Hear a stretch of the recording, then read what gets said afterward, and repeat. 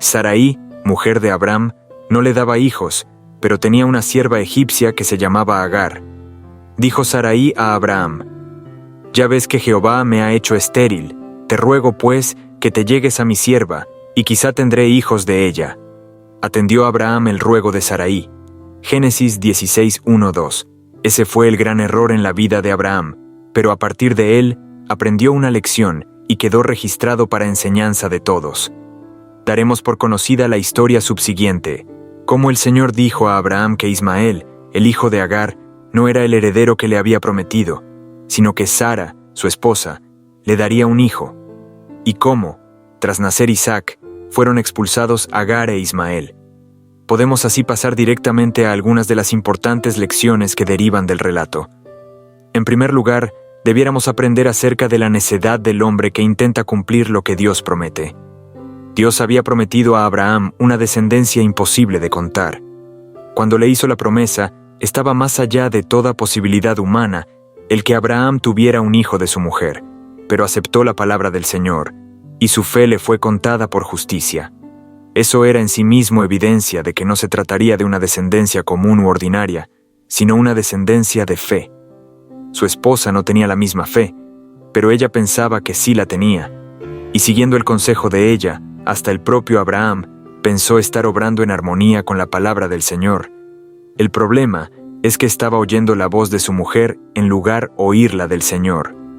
Su razonamiento era que Dios les había prometido una gran familia, pero dada la imposibilidad de Sara para tener hijos, era evidente que Dios debía esperar que ellos recurrieran a algún otro medio de obtener descendencia. Ese es el trato que la razón humana suele dar a las promesas de Dios.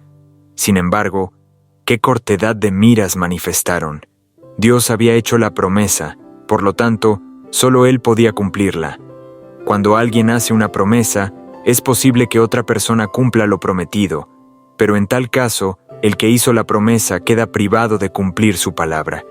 Incluso si se hubiera obtenido lo prometido, mediante la estratagema llevada a cabo, se habría excluido al Señor del cumplimiento de su palabra. Por lo tanto, estaban obrando contra Dios. El hombre no puede cumplir las promesas de Dios. Solo en Cristo pueden hallar cumplimiento. Nos resulta muy fácil ver eso en el caso que estamos estudiando. Sin embargo, cuán a menudo, en nuestra experiencia, en lugar de esperar que el Señor efectúe lo que ha prometido, nos cansamos de la espera e intentamos cumplirlo en lugar de Él, fracasando siempre en ello. Años más tarde se cumplió la promesa de la forma en que Dios había previsto, pero no fue antes de que Abraham y su esposa creyeran plenamente en el Señor. Por la fe también la misma Sara, siendo estéril, recibió fuerza para concebir, y dio a luz fuera del tiempo de la edad, porque creyó que era fiel quien lo había prometido. Hebreos 11:11. Isaac fue fruto de la fe. Está escrito que Abraham tuvo 2 hijos, uno de la esclava y el otro de la libre. El de la esclava nació según la carne, pero el de la libre en virtud de la promesa. Gálatas 4:22-23. Muchos parecen olvidar ese hecho. Olvidan que Abraham tuvo 2 hijos, uno de la sierva y el otro de la libre, uno nacido según la carne y el otro según el espíritu. De ahí la confusión relativa a la descendencia literal y espiritual de Abraham. Se suele considerar lo espiritual como opuesto a lo literal, pero no hay tal cosa. Espiritual es solo opuesto a carnal. Isaac nació por el espíritu, sin embargo, fue un niño tan real y literal como Ismael. Por lo tanto, la verdadera descendencia de Abraham solo está constituida por los que son espirituales, pero eso no los hace para nada menos reales. Dios es espíritu. Sin embargo, es un Dios real. Cristo tenía un cuerpo espiritual tras su resurrección. Sin embargo, era un ser real, literal, y era susceptible del mismo trato que otros cuerpos. Así, los cuerpos de los santos tras la resurrección serán espirituales, y al mismo tiempo también reales. Espiritual no es sinónimo de imaginario. De hecho, lo espiritual es más real que lo carnal, puesto que solo lo primero permanece para siempre. Así, a partir de esa historia, aprendemos fuera de toda duda que la descendencia que Dios prometió a Abraham, que habría de ser en número como la arena de la mar o como las estrellas del firmamento, y que habría de heredar la tierra, es una descendencia exclusivamente espiritual. Eso equivale a decir que se trata de una descendencia que viene a través del Espíritu de Dios. El nacimiento de Isaac, como el del Señor Jesús, fue milagroso. Fue sobrenatural. Ambos nacieron por intermedio del Espíritu. En ambos hallamos una ilustración del poder por medio del cual venimos a ser hechos hijos de Dios y por lo tanto herederos de la promesa. Los descendientes de Abraham según la carne son los ismaelitas. Ismael fue un hombre salvaje, o como traduce la versión Reina Valera del año 1995, un hombre fiero. Génesis 16:12. Además, era el hijo de una sierva, y por lo tanto, no era un hijo nacido en libertad.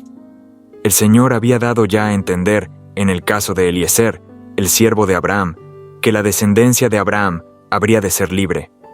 Por lo tanto, si Abraham simplemente hubiera meditado en las palabras del Señor, en lugar de dar oído a la voz de su esposa, habría podido evitar un gran problema.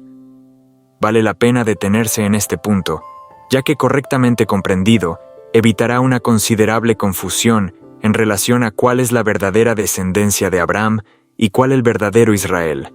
Aclaremos una vez más los conceptos. Ismael nació según la carne, y no podía constituir la descendencia.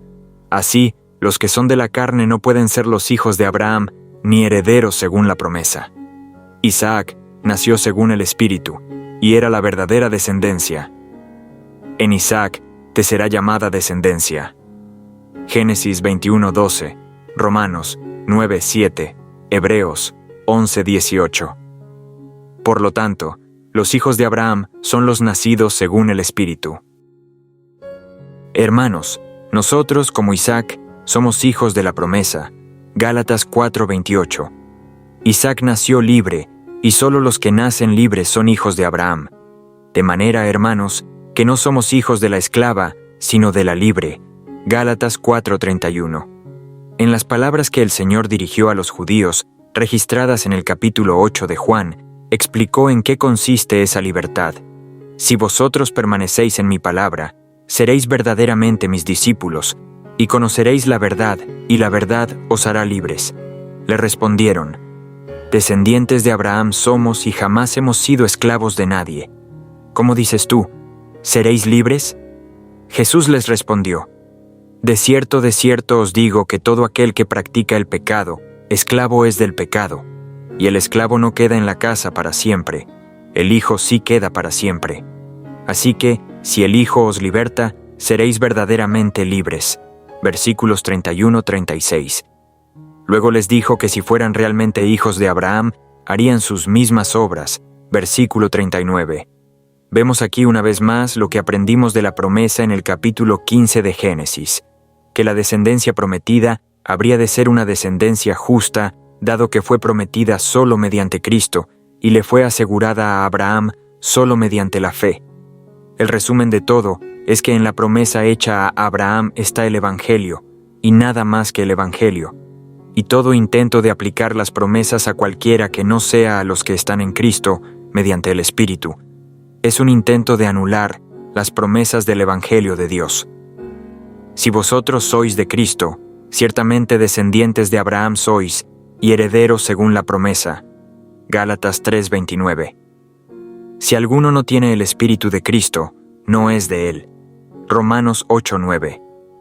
Así, si alguien carece del Espíritu de Cristo, el Espíritu mediante el cual nació Isaac, no es un hijo de Abraham, y carece de derecho alguno en relación con la promesa.